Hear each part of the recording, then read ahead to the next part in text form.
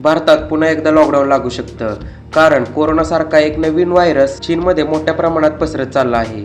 या व्हायरसचं नाव आहे HMPV virus आणि चीनने पाठवलेल्या डेटानुसार या व्हायरसने आतापर्यंत 170 लोकांचा जीव घेतला आहे. पण हा डाटा विश्वास ठेवण्यासारखा नाही, कारण चीनमधून असे व्हिडिओ व्हायरल होत आहेत की तिथले हॉस्पिटल फुल झाले आहेत आणि हजारोच्या संख्येने नवीन पेशंट येत आहेत.